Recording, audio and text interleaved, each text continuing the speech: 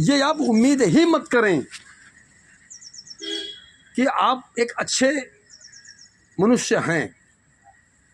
मनुष्य तो होना कोई बड़ा महान काम नहीं जो हम लोग गलतफहमी में रहते हैं, समझ रहे हो आप? मनुष्य बन के दिखाना महान कार्य है। मैंने भी कहा कि मनुष्यता की प्रामाणिकता साबित करना पड़ेगा आपको। साबित करना पड़ेगा। और अगर मनुष्य के रूप में रह करके अगर आप अच्छा, राक्षसों जैसी पड़ा सब मनुष्य नाम कैसे पड़ा? मनुष्य हमें लगता है कि साला ये जो उत्पत्ति जो हुआ मनु और शत्रुपा, उस दोनों के नाम के आधार पे इसका नाम मनुष्य। दो उसके कारण हैं, दो। पहला होता है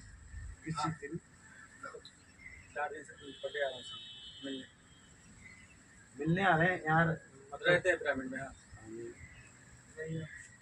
पहला कारण है जो आज के ये 2% के लोग जिन्हें नैतिकता और भारतीय संस्कृति का कोई ज्ञान छुआ तक नहीं, वो मनुस्मृति को गाली देंगे। वो लखनऊ की संसद भवन में खड़े होकर के रामायण के पन्ने फाड़ेंगे। कुछ चंद जो अपने को बुद्धिजीविता की ठेकेदार मानते हैं, सनातन हिंदुत्व अपने इस भारतीय संस्कृति को हर रोज नंगा करने पे लगे हुए हैं। तो कारण समझते हो? उसके नैतिक जिम्मेदार तुम स्वयं हो, क्योंकि तुम्हें स्वयं का ही पता नहीं है। बस केवल ये कह दो मत कि हम हिंदू हैं। कह देने मात्र से कोई हिंदू नहीं होता है। अब अगर ये अच्छा तुम हो, तुमसे कोई पूछेगा भाई कौन हो, आप अपना नाम बताओगे, पिताजी का नाम बताओगे, बाबा का नाम बता दोगे, कहाँ के हो, आप अपना राज्य बता दोगे, जिला गांव ये सारा एड्रेस बता दोगे। क्या यही है तुम्हारी पहचान?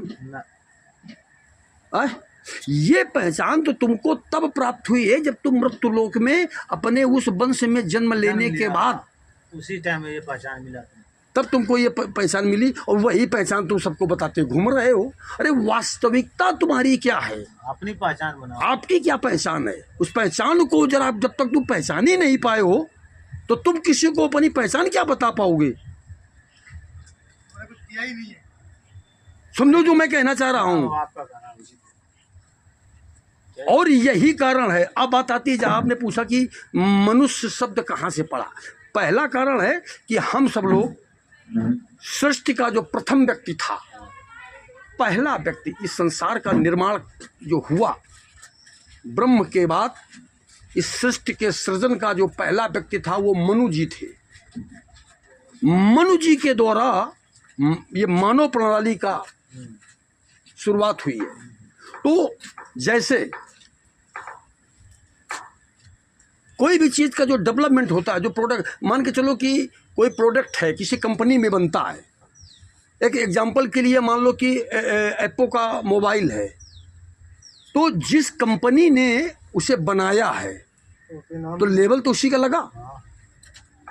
बनाया किसने? किसी कारीगर ने। दिमाग किसने दिया? किसी टेक्निकल इंजीनियर ने। उसे पूरा जो उसके टेक्निकल पुर्जे थे सब जोड़ा हमारे आप जैसे तमाम लोगों ने। लेकिन लेबल किसका लगा? ओप्पो कंपनी का।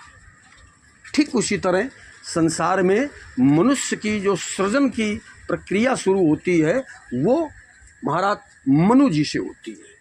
पहला कारण है कि मनुष्य शब्द का मनु, जो शब्द पहला शब्द है मनु, वो उनके द्वारा जोड़ा गया। अब आप एक चीज़ विचार करो, एक व्यक्ति ने अपनी मनुष्यता की प्रामाणिकता को इस तरह से साबित किया कि आज भारत के अंदर या पूरे विश्व के अंदर जितनी आबादी है, प्रत्येक व्यक्ति के शब्द के संबोधन के पहले मनुष्य कहा जाता है। मनु शब्द लग गया उस व्यक्ति के जीवन में।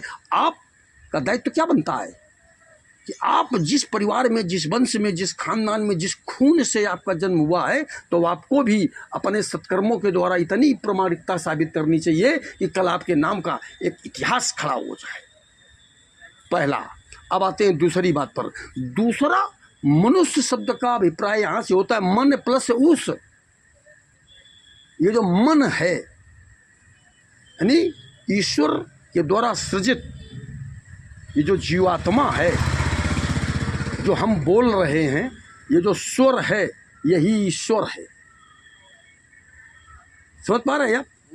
तो जब मन हमारा, अच्छा अभी जैसे हमने कहा कि आपको मनुष्यता की प्रामाणिकता को साबित करना पड़ेगा, तो मनुष्यता की प्रामाणिकता कैसे साबित होगी? जब आपका मन उस पे लगे, उस पर होगा, और हमारा मन कहाँ है? इस पर। बस फर्क ये है, जिस दिन तुम्हारा मन उस हो जाएगा तो उस दिन तुम मनुष्य हो जाओगे। अभी मनीष है, और तो अभी तुम मनुष्य हो। मन तुम्हारा इस तरफ है। कहाँ है? गाड़ी कितनी हो जाए, बंगले कितने हो जाए, फ्लैट कितने हो जाए, माया रूपी है, यहाँ भटक रहे हो। इसलिए आप करोड़पति धनपति तो हो सकते हो, मगर धर्मपति नहीं हो सकते हो। और जब तक तुम धर्मपति नहीं होगे तब तक तुम मनुष्यता की प्रामाणिकता को सर्टिफिकेट नहीं प्राप्त कर सकते हो। और आज इस वसुंधरा के अंदर लाखों लोग एक से एक धनपति तो हैं, लेकिन उनको कोई पूछता नहीं है। मानवर पूजे वही जाते हैं इनके जीवन में त्याग है। पूजे वही जाते हैं, महानायक वही हो सकते हैं। संसार के जो इंसानियत, भारत की संस्कृति, आप जिस परिवार में, जिस कुल में, जिस वंश में आपने जन्म लिया है, उसके प्रति आपकी क्या गंभीर चिंताएं हैं? आज आपका 80% व्यक्ति से आप पूछो क्या वो गंभीर है? कोई नहीं। सिर्फ एक लोगों का मकसद है कि जिए जा रहे हैं। हम ये करें वो करें, बस अपना ऐश दुनिया का ही जाएगा। किसी भी व्यक्ति का कोई उद्देश्य नहीं है। हाँ, उद्देश्य है, 3 चीज़ों का है।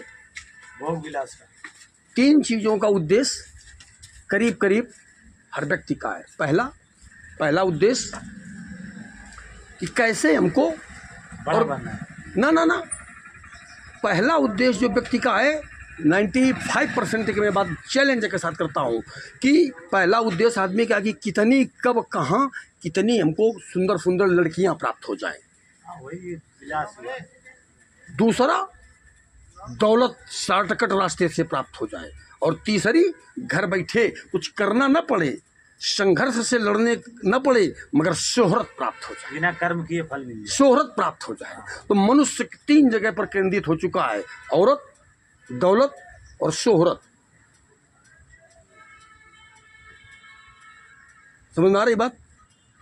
और जब तुम इन 3 चीजों की परिधि पे घूमना शुरू कर दोगे तो तुम्हें प्राप्त तो कुछ नहीं होगा। मनुष्य का अस्तित्व भी खत्म हो जाएगा साहब। प्राप्त तो तुम्हें कुछ नहीं होगा, लेकिन इस तीनों की चक्कर में खुद भी तुम आकंठ डूब करके इस महासागर में विलुप्त हो जाओगे, और कल तुम्हारे नाम की चर्चा करने वाला शायद धरती पे कोई नहीं होगा। सिर्फ थोड़े समय तक, क्षणिक समय तक आप अपने को कुछ कह सकते हो, इससे ज्यादा कुछ नहीं कर सकते हो। मेंटेनेंस ऑफिस खुला हुआ है क्या आज? नहीं साहब, बंद हो गया।